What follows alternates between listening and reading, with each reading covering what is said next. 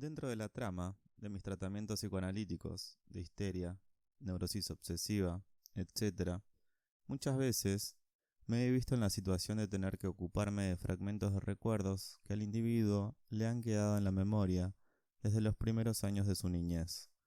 Como ya lo he indicado en otro lugar, es preciso reclamar una gran significatividad patógena para las impresiones de esta época de la vida, pero el tema de los recuerdos de infancia tiene asegurado en todos los casos un interés psicológico porque en ellos sale a la luz, llamativamente, una diferencia fundamental entre la conducta psíquica del niño y la del adulto. Nadie pone en duda que las vivencias de nuestros primeros años infantiles dejan unas huellas imborrables en nuestra interioridad anímica, pero si inquirimos a nuestra memoria, por aquellas impresiones que están destinadas a permanecer y ejercer su influjo hasta el término de nuestra vida, ella no nos ofrece nada, o bien nos entrega un número relativamente pequeño de recuerdos dispersos, de valor a menudo cuestionable o enigmático. Reproducir la vida en la memoria como una cadena coherente de episodios es cosa que no sucede antes del sexto o séptimo año, y en muchas personas, solo después del 10º. Ahora bien, desde entonces se establece además un vínculo constante entre la significatividad psíquica de una vivencia y su adherencia a la memoria. Es anotado lo que parece importante en virtud de sus efectos inmediatos o que sobrevendrán a poco, y se olvida lo apreciado como inesencial. Si durante largo tiempo yo soy capaz de recordar cierto episodio, en el hecho de esta conservación en la memoria hallo una prueba de que en su momento aquel me ha producido honda impresión. Suelo asombrarme cuando olvido algo importante, y acaso todavía más cuando he retenido algo supuestamente indiferente. Solo en ciertos estados anímicos patológicos torna a disolverse el vínculo, vigente para el adulto normal, entre la importancia psíquica de una impresión y su adherencia a la memoria.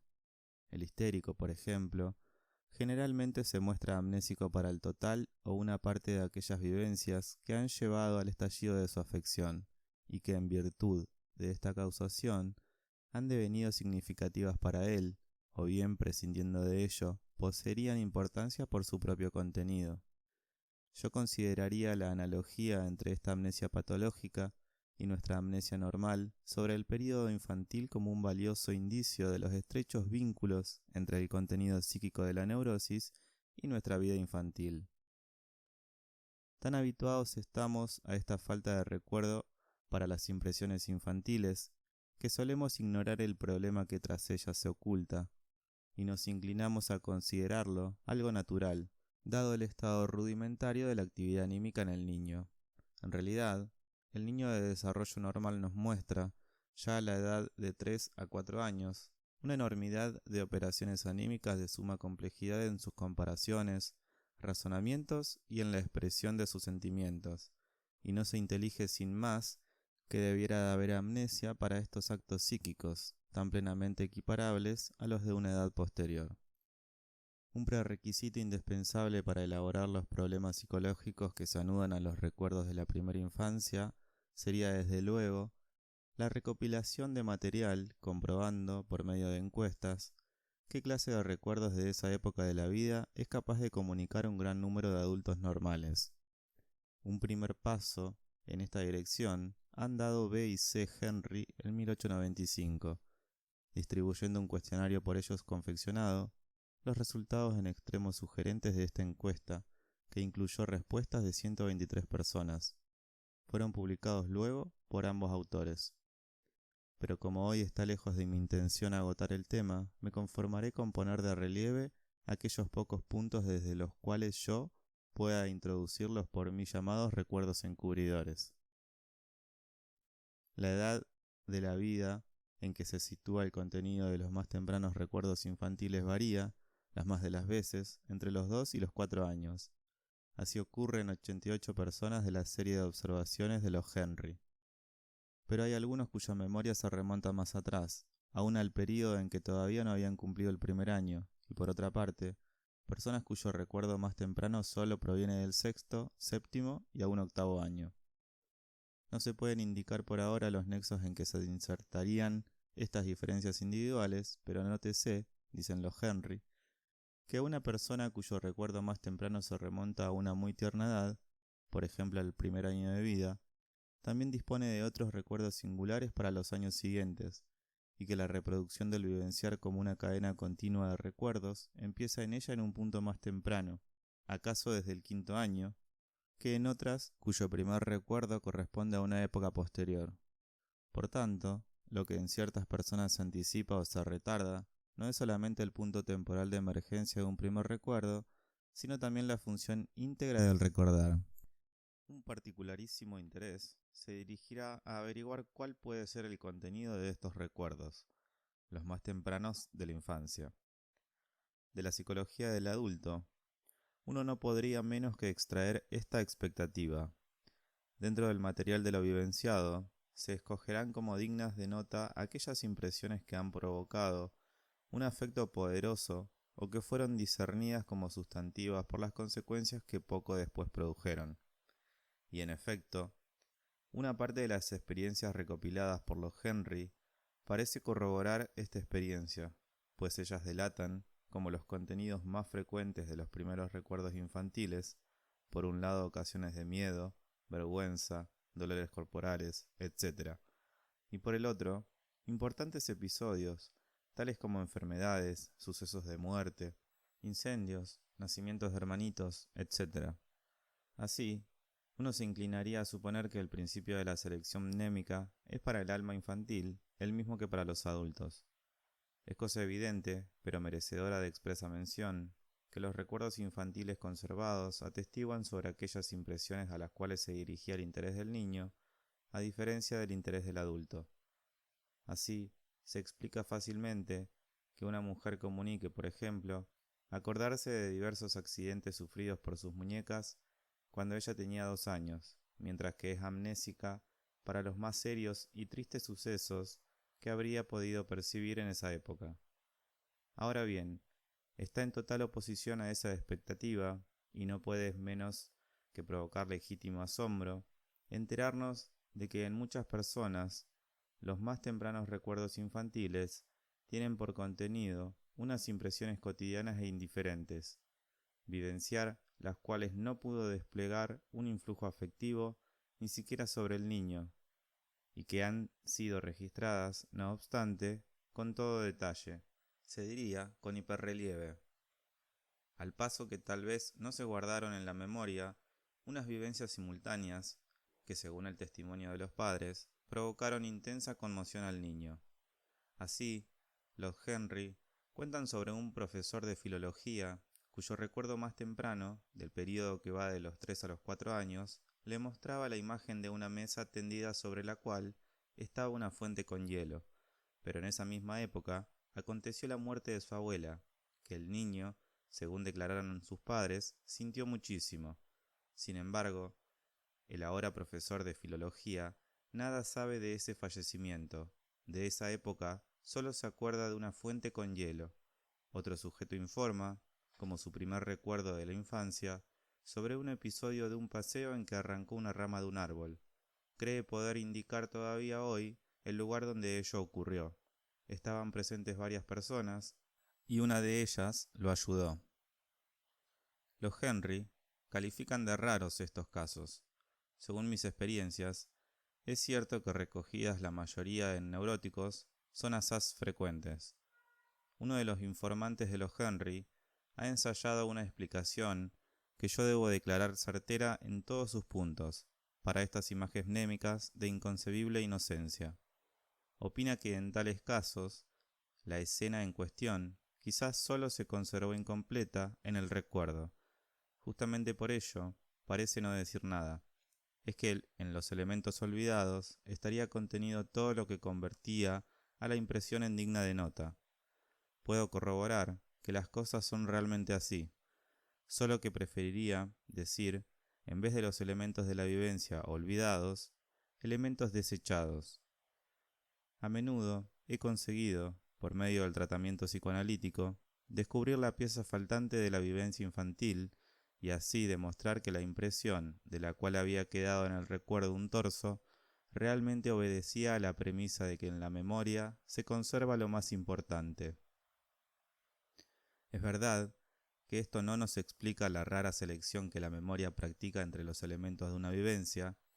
Hay que preguntarse, ante todo, por qué lo sustantivo fue sofocado y se conservó lo indiferente. Únicamente se obtiene una explicación si se penetra más hondo en el mecanismo de tales procesos. Uno se forma entonces la representación de que dos fuerzas psíquicas han participado en la producción de estos recuerdos. Una de ellas toma como motivo la importancia de la vivencia para querer recordarla, mientras que la otra, una resistencia, contraría esa singularización. Estas dos fuerzas, de contrapuesto efecto, no se cancelan entre sí. Tampoco sucede que un motivo avasalle al otro, con o sin menoscabo, sino que sobreviene un efecto de compromiso, algo análogo a la formación de una resultante dentro del paralelogramo de fuerzas. El compromiso consiste aquí en que no es la vivencia en cuestión la que entrega la imagen mnémica, en esto la resistencia campea por sus fueros, pero sí es otro elemento psíquico conectado con el elemento chocante por caminos asociativos próximos, y en esto torna a mostrarse el poder del primer principio, al que le gustaría fijar impresiones sustantivas por el establecimiento de imágenes mnémicas reproducibles. El resultado del conflicto es, entonces, que en lugar de la imagen mnémica originariamente justificada, se produce otra que respecto de la primera está desplazada, descentrada un tramo dentro de la asociación.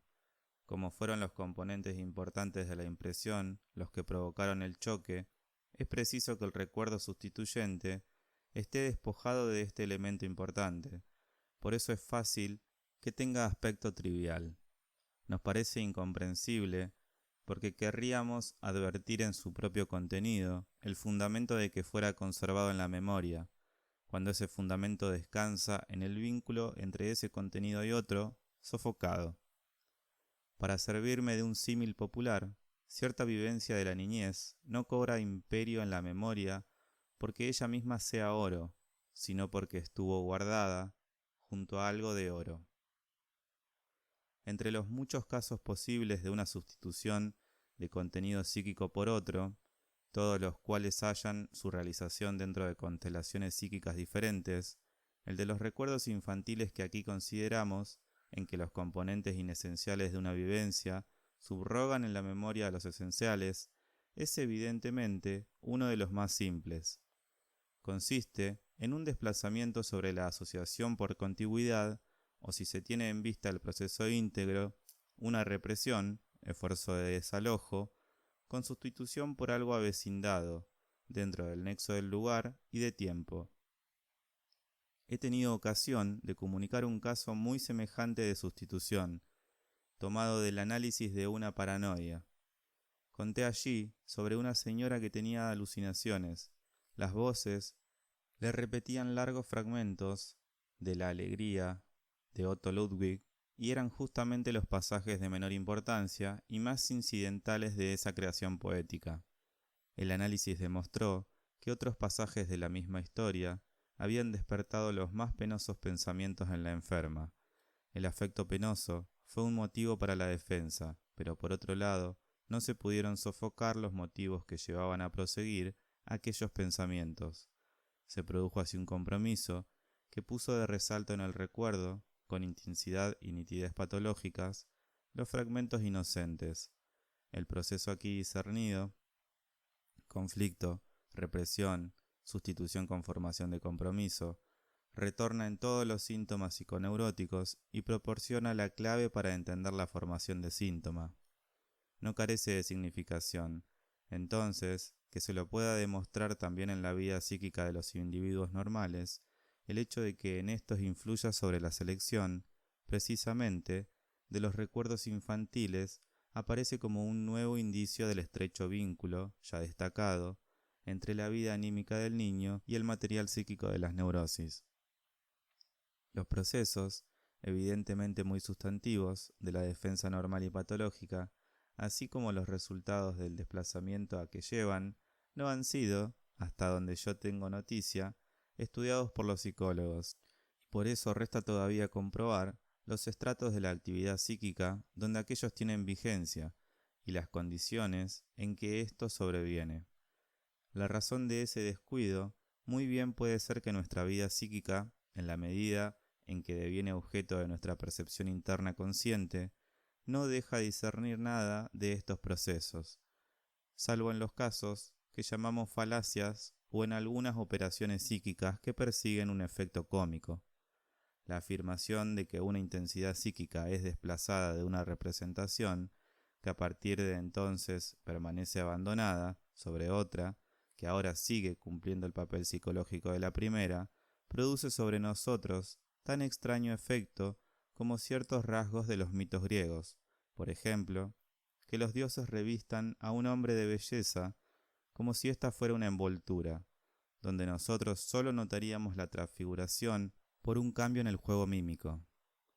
Ulteriores indagaciones sobre los recuerdos indiferentes de la infancia me enseñaron que su génesis puede producirse de otro modo además, y que tras su aparente inocencia suele esconderse una insospechada plétora de significatividad. Pero acerca de esto no me limitaré a una mera afirmación, sino que he de exponer con amplitud un solo ejemplo que entre un gran número de casos semejantes me parece el más instructivo y que sin duda se vuelve más apreciable por pertenecer a un individuo no neurótico, o que solo era en muy escasa medida. Un hombre de 38 años, de formación académica, que no obstante de ser ajena a ello su profesión, se interesó por las cuestiones psicológicas después que yo pude librarlo de una pequeña fobia por medio del psicoanálisis. Llamó el año pasado mi atención sobre sus recuerdos de infancia, que ya habían desempeñado cierto papel en el análisis. Tras familiarizarse con la indagación de B. C. Henry, me comunicó así su experiencia en forma sintética. Dispongo de un número considerable de recuerdos infantiles tempranos que puedo datar con gran certeza. Por esta razón, a la edad de 3 años cumplidos, abandoné el pequeño poblado donde nací para trasladarme a una gran ciudad. Ahora bien, todos mis recuerdos se desenvuelven en aquel poblado y por tanto corresponden a mi segundo y tercer año de vida. En su mayoría, son escenas breves, pero muy bien conservadas y plasmadas con todo el detalle de la percepción sensorial, en lo cual se oponen a mis imágenes mnémicas de la madurez, de las que está por completo ausente el elemento visual. A partir del tercer año, los recuerdos son más ralos y menos nítidos. Aparecen lagunas que con seguridad abarcan más de un año. Solo desde el sexto o séptimo año, creo, se vuelve continua la corriente del recuerdo. Además, divido en 3 grupos los recuerdos que tengo hasta el abandono de mi primera residencia. Un primer grupo lo forman las escenas que mis padres me narraron con posterioridad repetidas veces. Con relación a estas, no me siento seguro de haber tenido la imagen mnémica desde el comienzo, pues acaso la he creado solo tras uno de aquellos relatos. Noto que hay también episodios a los que no corresponde ninguna imagen mnémica, no obstante habérmelos descrito repetidamente mis padres. Más valor atribuyo al segundo grupo. Son escenas que, hasta donde yo sé, no me fueron narradas, y en parte tampoco podrían haberlo sido, porque no he vuelto a ver a las personas participantes, niñera, compañeros de la infancia. Sobre el tercer grupo hablaré luego. Por lo que toca al contenido de estas escenas, o sea, a sus títulos para ser guardadas en la memoria, diría que no carezco de toda orientación en este punto. No puedo afirmar, por cierto, que los recuerdos conservados correspondan a los episodios más importantes de aquel tiempo, ni que hoy los apreciaría así. Nada sé del nacimiento de una hermana 2 años y medio menor que yo, el viaje de partida, la vista del ferrocarril, el largo camino recorrido previamente en carruaje, no han dejado huella alguna en mi memoria. En cambio, he registrado 2 pequeños sucesos durante el viaje en ferrocarril. Como usted recordará, son los que entraron en escena en el análisis de mi fobia. La mayor impresión debió ser la que me hizo una herida en el rostro, a raíz de la cual perdí mucha sangre y que el cirujano se vio precisado a coserme. Todavía hoy puedo palpar la cicatriz que atestigua aquel accidente, pero no sé de ningún recuerdo que directa o indirectamente apuntara a esa vivencia. Por otra parte, quizá cuando ocurrió yo no tuviera todavía 2 años. Sin embargo, no me causan asombro las imágenes y escenas de los 2 primeros grupos. Son en verdad unos recuerdos desplazados, descentrados, en que las más de las veces falta lo esencial, pero en algunos está por lo menos indicado y en otros me resulta fácil completarlo siguiendo ciertos indicios, y cuando así procedo se me establece un buen nexo entre los diversos jirones de recuerdo y veo claro qué interés infantil recomendó justamente a la memoria estos sucesos. Ahora bien, no ocurre lo mismo con el contenido del tercer grupo, que me he abstenido de considerar hasta ahora. Aquí se trata de un material, una escena más larga y varias imágenes pequeñas, con el que realmente no atino a nada. La escena me parece bastante indiferente e incomprensible su fijación. Permita usted que se la describa. Veo un prado cuadrangular, algo empinado, verde y de tupida vegetación.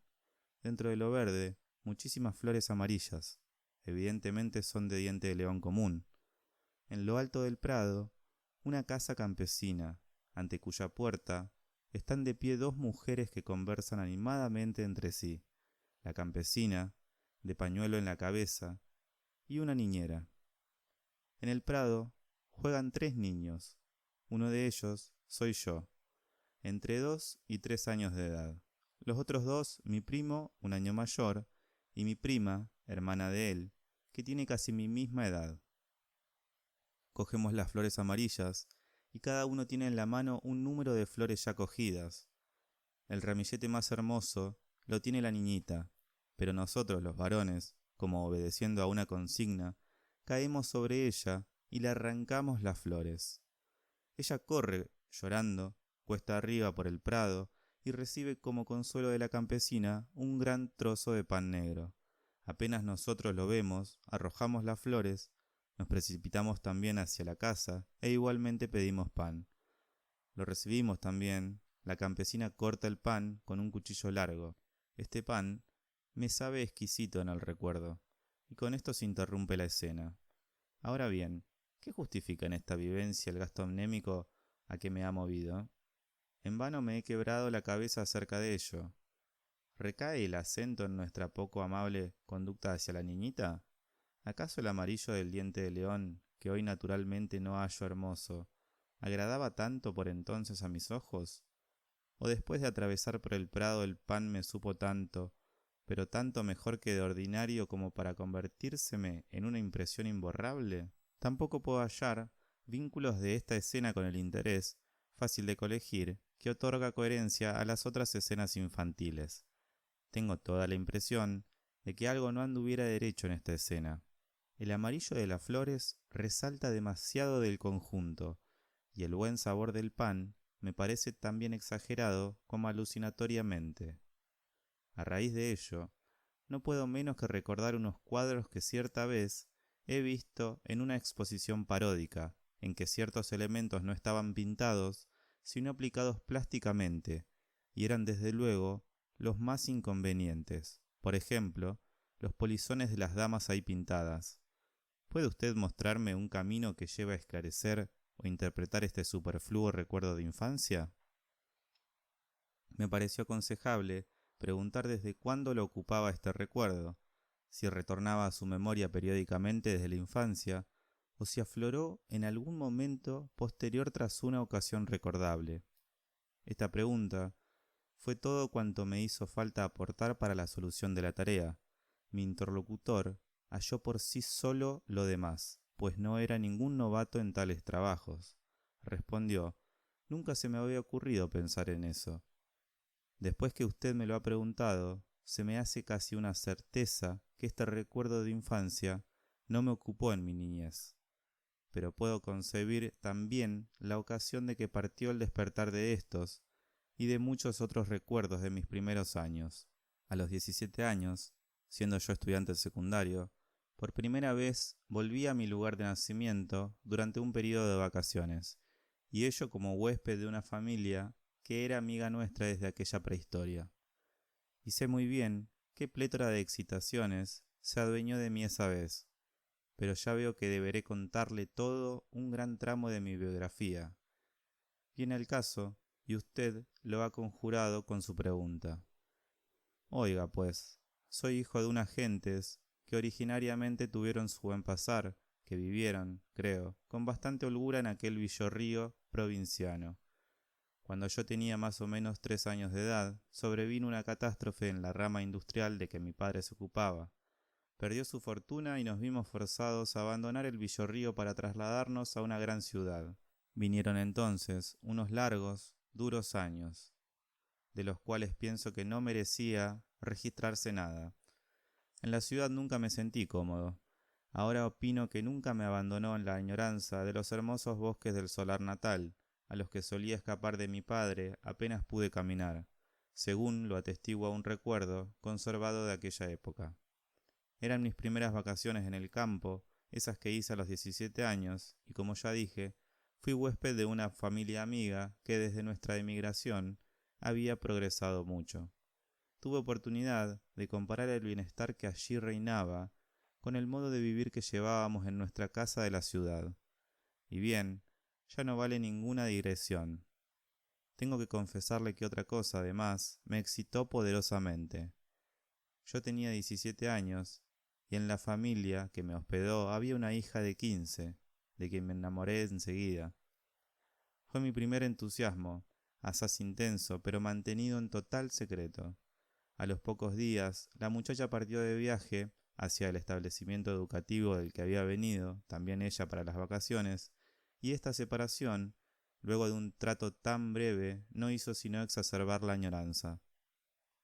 Pasaba largas horas en solitarios paseos por los magníficos, reencontrados bosques, atareado en construir castillos en el aire, que cosa rara, no aspiraban al futuro, sino que buscaban mejorar el pasado. Si aquella catástrofe no se hubiera producido, si yo hubiera permanecido en el solar natal, me habría criado en el campo, tan vigoroso como los hombres jóvenes de la casa, los hermanos de la amada. Y entonces habría continuado la profesión de mi padre, casándome al fin con la muchacha, que no podría menos que haber mantenido trato familiar conmigo todos esos años. Desde luego, en ningún momento ponía en duda que en las circunstancias creadas por mi fantasía, me habría enamorado con el mismo ardor que ahora realmente sentía, y es raro, cuando ahora en ocasiones la veo, por casualidad se ha casado aquí, me resulta extraordinariamente indiferente, y sin embargo puedo acordarme con precisión de cuán largo tiempo siguió ejerciendo efecto sobre mí el color amarillo del vestido que ella llevaba en el primer encuentro, toda vez que en alguna parte volví a ver el mismo color. Esto me suena en un todo semejante a la puntualización, por usted intercalada, de que hoy ya no le gusta el diente de león vulgar. ¿No conjetura usted un vínculo entre el amarillo del vestido de la muchacha y el amarillo tan hipernítido de las flores en su escena de infancia? Es posible, aunque no era el mismo amarillo. El vestido era más bien de un amarillo con destello marrón, como el de Alelí, pero al menos puedo ofrecerle una representación intermediaria que quizá le venga bien a usted. Después, he visto en los Alpes que muchas flores, que en el llano tienen brillantes colores, se revisten en la altura de matices más oscuros. Si no me equivoco mucho, es común en los montes una flor semejante al diente de león, pero de un amarillo oscuro, color este que se correspondería en un todo con el del vestido de aquella mi amada. Pero todavía no he terminado. Ahora doy en otro ocasionamiento, más cercano en el tiempo, que ha revuelto en mí impresiones de la infancia. A los 17 años, había vuelto a ver el villorrío. 3 años después, para las vacaciones, estuve de visita en casa de mi tío. Reencontré entonces a los niños que habían sido mis primeros compañeritos de juego, aquel primo un año mayor y la misma prima de mi edad que aparecen en la escena infantil con el prado de dientes de león. Esta familia había abandonado mi lugar de nacimiento simultáneamente con nosotros y había recobrado su muy buen pasar en la ciudad lejana. ¿Y allí usted volvió a enamorarse, esta vez de su prima, y construyó unas fantasías nuevas? No, esta vez las cosas fueron distintas. Yo estaba ya en la universidad y dedicado por entero a los libros. Para mi prima, nada me quedaba.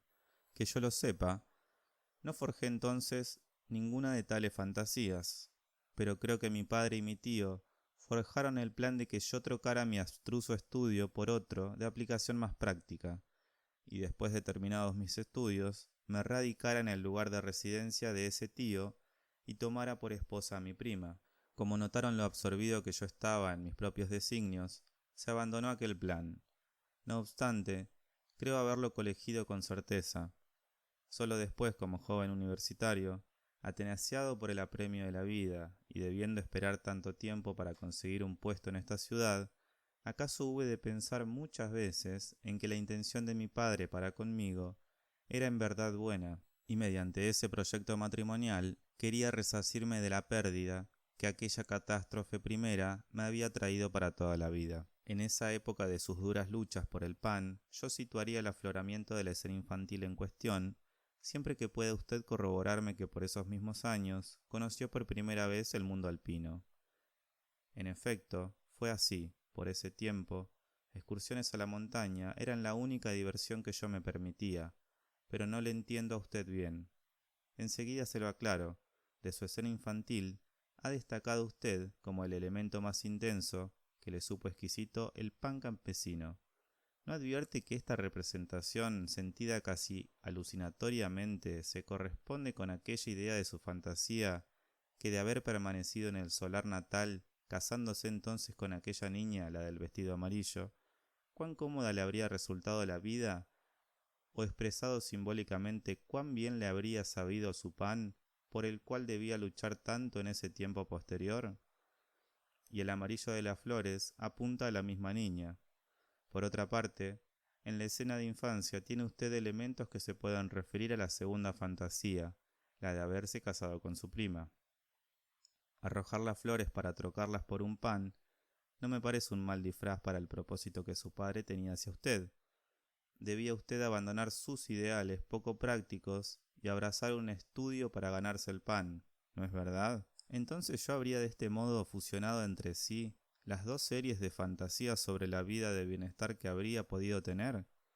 De la una el amarillo más el pan campesino, de la otra el arrojar las flores más las personas. Así es, las dos fantasías se proyectan una sobre la otra, y de ahí se constituye un recuerdo de infancia. Y después, el rasgo de las flores alpinas es en cierta forma la marca del tiempo de esa fabricación. Puedo asegurarle que muy a menudo crea uno inconscientemente tales cosas, como a una creación literaria, por así decir. Pero entonces no habría recuerdo alguno de infancia, sino una fantasía que es retrasladada a la niñez. Sin embargo, un sentimiento me dice que la escena es genuina. ¿Cómo armoniza usted ambas cosas? Para los indicios de nuestra memoria no tenemos garantía ninguna, pero le concederé que la escena es auténtica. Entonces, la ha espigado usted entre muchísimas otras, tanto semejante como diversas, porque en virtud de su contenido, en sí indiferente, era apta para figurar las dos fantasías que habían adquirido para usted una sustantividad suficiente.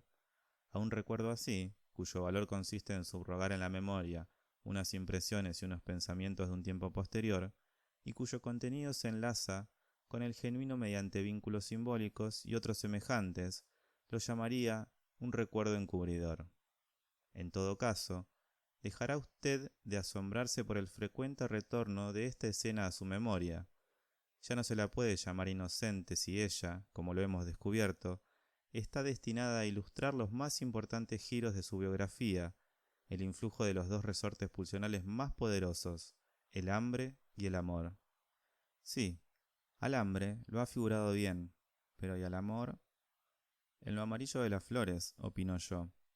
Es verdad, no puedo desconocer que la figuración del amor en esta escena suya de infancia se queda muy a la saga de mis experiencias corrientes. No, de ningún modo. La figuración del amor es incluso lo principal en ella. Solo ahora lo comprendo.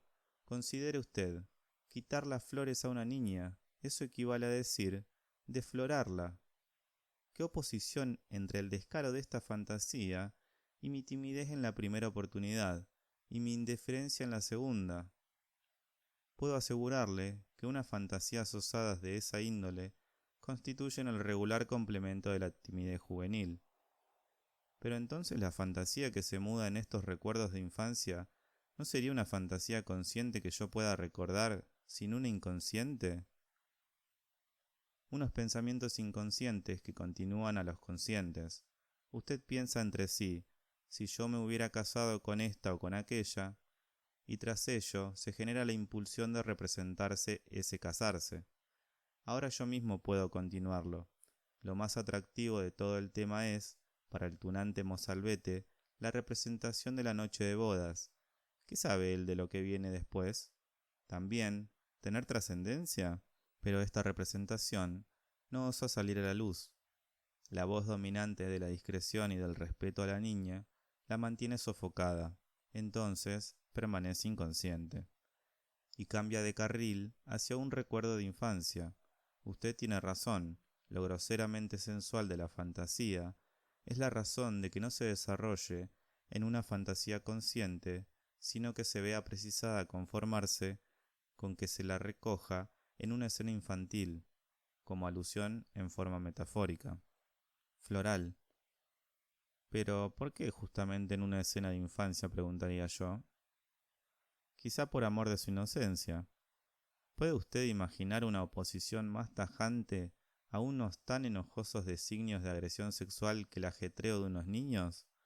Por otra parte, para el cambio de carril de unos pensamientos y deseos reprimidos hacia los recuerdos de infancia, tienen que existir razones más generales, pues usted puede comprobar esta conducta en personas histéricas con total regularidad. Parece además que en sí y por sí el recuerdo de un pasado remoto es facilitado por un motivo de placer. Sí, es así. He perdido toda confianza en la autenticidad de esa escena de los dientes de león. Presupongo que en mi interior, con los dos mencionados ocasionamientos y apoyado por unos movimientos reales bien palpables, afloró este pensamiento.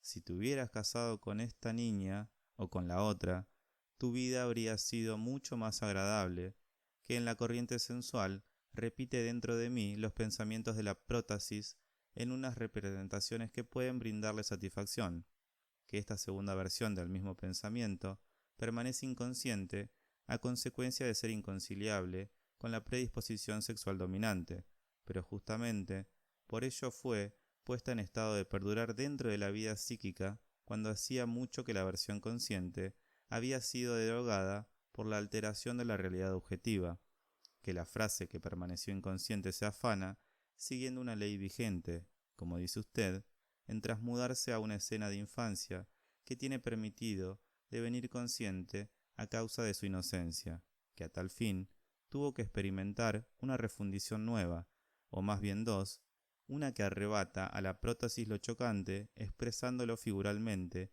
y otra que comprime la apódosis en una forma que es susceptible de figuración visual, para lo cual se emplea la representación intermediaria, pan-estudio, para ganarse el pan. Intelijo que produciendo una fantasía de esta clase, en cierto modo, he creado un cumplimiento de los dos deseos sofocados, el de deflorar y el de bienestar material. Pero luego de haberme dado tan cabal cuenta de los motivos que llevaron a la génesis de la fantasía del diente de león, tengo que suponer que se trata en ella de algo que nunca aconteció, sino que ilícitamente de contrabando se coló entre mis recuerdos de infancia. Ahora me veo obligado a desempeñar yo el papel de defensor de la autenticidad. Va usted demasiado lejos.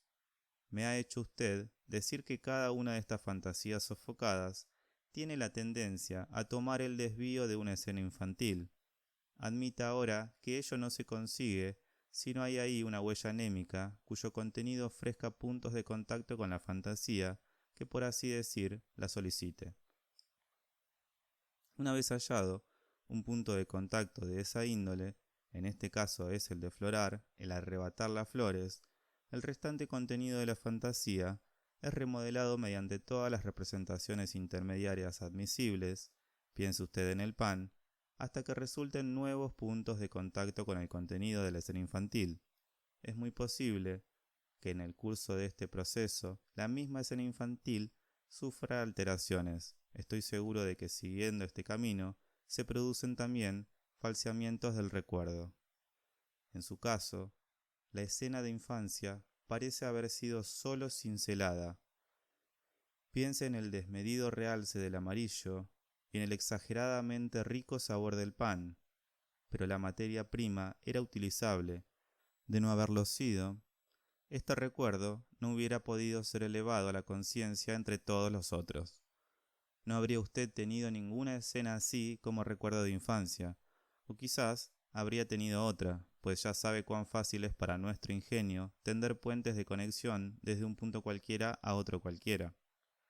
En favor de la autenticidad de su recuerdo de los dientes de león, habla, por otra parte, además del sentimiento que usted tiene, y que yo no subestimaría, otra cosa todavía. Incluye algunos rasgos que las comunicaciones de usted no resuelven, y aún tales que no se adecúan a los significados que brotan de la fantasía.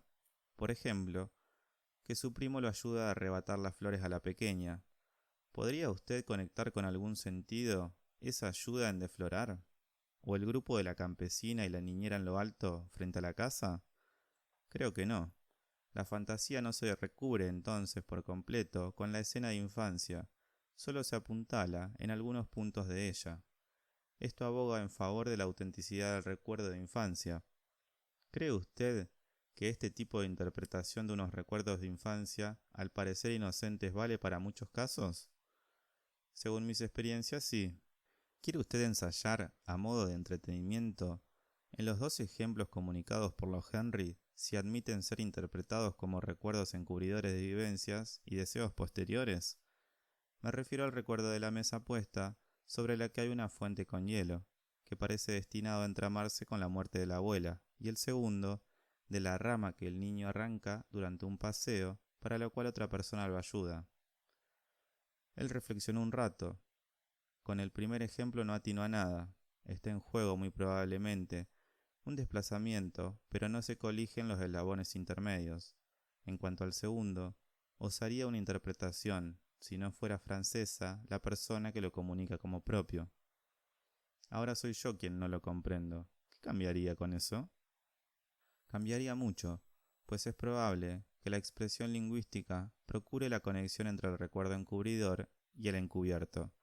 En alemán, arrancarse una es una alusión vulgar bien notoria al onanismo.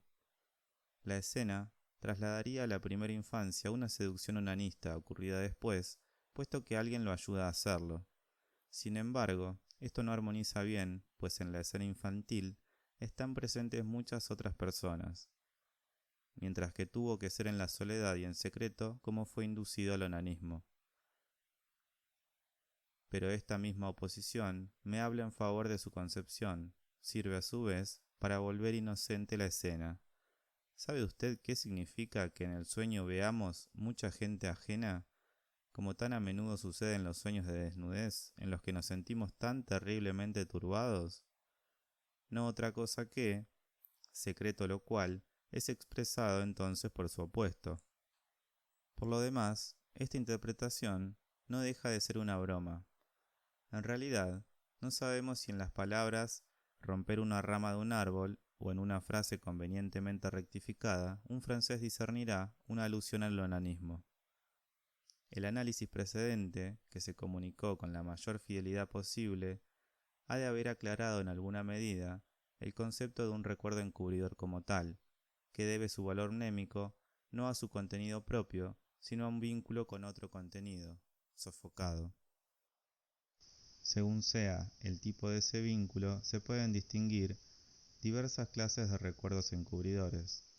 De dos de estas clases, hemos hallado ejemplos entre los recuerdos de infancia que llamamos los más tempranos. O sea, si incluimos, bajo el concepto de recuerdo encubridor, la escena infantil incompleta e inocente en virtud de esa su no integridad. Cabe prever que se forman recuerdos encubridores también a partir de los restos némicos de períodos posteriores de la vida, quien tenga en vista su principal carácter, una gran pertinacia anémica, no obstante, ser su contenido de todo punto indiferente, fácilmente podrá registrar en su memoria numerosos ejemplos de esta índole. Una gran parte de estos recuerdos encubridores, con contenido vivenciado después, debe su significatividad a su vínculo con unas vivencias de la primera infancia, que permanecieron sofocadas, o sea, lo inverso del caso por mí analizado, en que un recuerdo infantil es puesto en vigor por algo que se vivenció después. Según rija una u otra de estas relaciones temporales entre lo encubridor y lo encubierto, se podrá calificar al recuerdo encubridor como adelantador o atrasador. Según otra relación, se distingue entre recuerdos encubridores positivos y negativos, o recuerdos en desafío, cuyo contenido guarda relación de oposición con el contenido sofocado. El tema merecería sin duda una apreciación más exhaustiva. Aquí me conformo con llamar la atención sobre cuán complicados procesos, en un todo análogos, por lo demás, a la formación de síntomas histéricos, participan en el establecimiento de nuestro tesoro anémico. Nuestros recuerdos de infancia más tempranos despertarán siempre un interés particular porque aquí el problema, mencionado al comienzo, de averiguar cómo pueden no dejar huella anémica alguna las impresiones más eficientes para todo el futuro, mueve inevitablemente a reflexionar sobre la génesis de los recuerdos conscientes. Con seguridad que al principio uno se inclinará a separar de los restos némicos de la infancia los recuerdos encubridores aquí tratados, como unos elementos heterogéneos, y a crearse sobre las restantes imágenes la representación simple de que se habrían generado simultáneamente con el vivenciar, como una consecuencia inmediata del influjo de lo vivenciado, y retornarían desde entonces de tiempo en tiempo siguiendo las consabidas leyes de la reproducción. Ahora bien, la observación más fina discierne rasgos singulares que armonizan mal con esta concepción.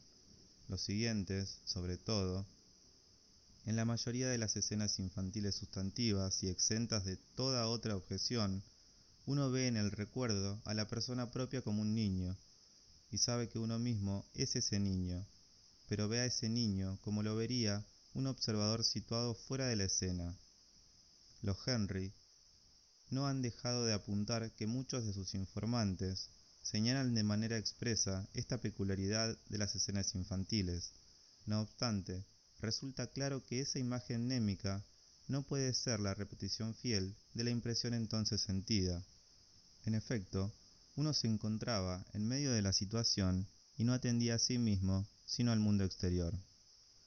Toda vez que dentro de un recuerdo la persona propia aparece así como un objeto entre otros objetos, es lícito aducir esta contraposición entre el yo actuante y el yo recordador como una prueba de que la impresión originaria ha experimentado una refundición. Todo parece como si aquí una huella anémica de la infancia hubiera sido retraducida a lo plástico y lo visual en una época posterior, la del despertar del recuerdo. Y ello, siendo que nunca ha llegado a nuestra conciencia nada de una reproducción de la impresión originaria. En favor de esta otra concepción de las escenas de infancia, es preciso conceder una fuerza probatoria todavía mayor a un segundo hecho. Entre los recuerdos infantiles, de vivencias importantes que afloran con igual precisión y nitidez, hay cierto número de escenas que tras la aplicación de unos controles, por ejemplo el recuerdo de los adultos, se comprueba que han sido falseadas. No es que se las inventara libremente, son falsas porque trasladan una situación a un lugar donde no sucedió, como en uno de los ejemplos citados por los Henry. Fusionan o permutan entre sí a ciertas personas o se las discierne finalmente como una composición de dos vivencias separadas, y en este preciso caso, dada la gruesa intensidad sensorial de las imágenes y la capacidad de rendimiento de la función de la memoria en el individuo joven, no se puede hablar de una simple infidelidad del recuerdo, una indagación más honda muestra más bien que tales falsamientos mnémicos son tendenciosos, es decir, que sirven a los fines de la represión y su sustitución de impresiones chocantes o desagradables. Por tanto, también estos recuerdos falseados tienen que haberse generado en una época de la vida en que tales conflictos e impulsos para la represión podían ya tener vigencia en la vida anímica, vale decir, mucho tiempo después de aquel que ellas recuerdan en su contenido. Ahora bien, también aquí el recuerdo falseado es el primero del que sabemos algo. Permanece para nosotros ignoto, en su forma originaria, el material de huellas mnémicas con el cual fue forjado. Esta intelección reduce, a nuestro juicio, el abismo entre los recuerdos encubridores y los restantes recuerdos de la infancia. ¿Acaso sea en general dudoso que poseamos unos recuerdos conscientes de la infancia y no más bien meramente unos recuerdos sobre la infancia? Nuestros recuerdos de la infancia nos muestran los primeros años de vida no como fueron, sino como han aparecido en tiempos posteriores de despertar. En estos tiempos del despertar, los recuerdos de infancia no afloraron, como se suele decir, sino que en ese momento fueron formados, y una serie de motivos a los que es ajeno el propósito de la fidelidad histórico-vivencial han influido sobre esa formación, así como sobre la selección de los recuerdos.